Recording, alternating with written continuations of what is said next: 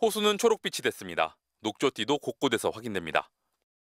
도산서원 인근 안동호입니다. 물 위에 마치 형광물질을 뿌려놓은 것 같은 밝은 녹색빛의 녹조가 선명하게 보이고 있습니다.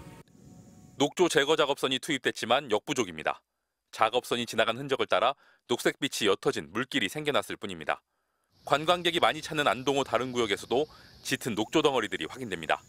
녹조가 엉켜서 사멸을 하게 되면은 곤죽같이 만들어져 가지고 악취도 나고 걸쭉하게 이렇게 되면서 그 독을 마이크로시스틴을 이렇게 방출을 하게 되어 있어요. 비교적 최근에 지어진 영주댐 영주에서도 녹조가 확인됩니다. 녹조 대발생 기준인 1ml당 100만 세포의 2배에 육박하는 녹조가 환경단체 조사에서 검출됐습니다. 전국의 하천과 호수가 녹조 비상입니다. 낙동강과 금강수계 곳곳에 조류 경보가 내려졌고 어제는 수도권 상수원인 팔당호에 6년 만에 조류 경보 관심 단계가 내려졌습니다. 올해는 장마 기간에 오염원 유입량이 많았고 이후 폭염이 길게 이어지며 녹조가 발생하기 좋은 조건이었다는 분석입니다. 근데 물이 깨끗하다면 녹조가 안 필 거고요. 또 물이 더러워도 기후가 지금처럼 폭염이 지속되지 않는다면 당연히 녹조가 피지 않을 겁니다. 그런데 이제 이 두 개가 맞물리다 보니까 문제는 기후변화에 따라 여름철 녹조가 점점 심해질 수 있다는 점입니다. 비와 더위를 어떻게 할 수 없다면 오염원을 줄여야 하는데 모든 오염원 차단은 또 사실상 불가능합니다. 지난해 녹조 경보 발령 일수가 감소한 걸 두고 환경부는 야적 퇴비 관리를 잘한 것을 이유 중 하나로 꼽았습니다. 하지만 올해는 같은 방식으로 관리하고도 결국 녹조가 대량으로 발생했습니다. 야적 퇴비 관리를 했음에도 불구하고 녹조가 생기는 이유는 결국에는 야적 퇴비만으로는 녹조 관리, 그러니까 수질 관리가 힘들다. 마지막 남은 녹조 해법은 물이 흐르게 하는 겁니다.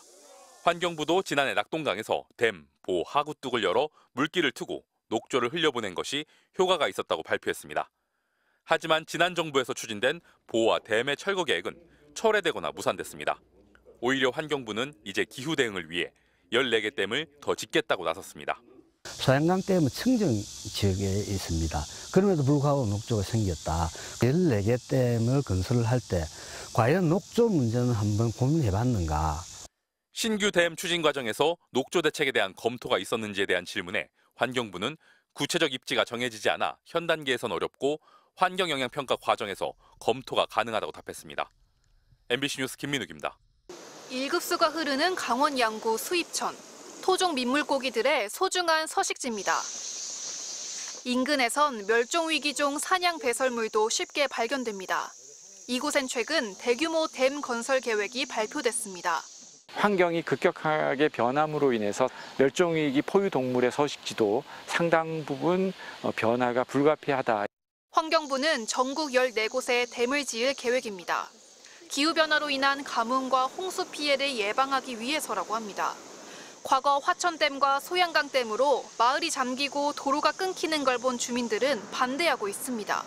8살 때부터 여기서 살았으니까 아무래도 생활 도전을 그런 문제 때문에 걱정이 되죠. 더구나 수입천댐 목적 중 하나가 경기도 용인에 예정된 반도체 클러스터 용수 공급이라는 사실이 알려지며 반발이 커지고 있습니다. 홍수 피해나 가뭄 피해가 전혀 없었던 지역이에요. 댐을 건설하겠다는 그 의도는 정말 용인에 있는 반도체 클러스터를 용수 공급을 위해서 분명히 할 걸로. 환경부는 민간인 출입 통제선과 비무장지대 사이에 위치해 스몰되는 민간 가옥이 없다며 기후변화로 물 공급 능력이 떨어지고 있는 만큼 댐 건설이 불가피하다고 설명했습니다. 반도체라든가 데이터 센터 이런 것들이 굉장히 많은 물을 소요로 합니다. 한강유역에는 물 부족을 대응하기 위해서는 한 3개 댐 정도가 필요하지 않느냐. 하지만 기존의 댐을 잘 관리하면 용수 공급에 차질 없을 거란 의견도 있습니다. 더구나 댐 신설이 도리어 기후위기 대응에 해가 될 거란 우려도 큽니다. 하천을 막고 있는 횡단 구조물들이 오히려 더 큰 위험을 가져올 수 있기 때문에 미국은 50여 년간 688개의 댐을 없앴고 유럽도 지난해에만 댐을 포함해 강을 막는 장애물 487개를 철거했습니다. 지난 정부에서 환경부로 물 관리가 일원화된 이유도 친환경 하천 관리를 하기 위해서였습니다.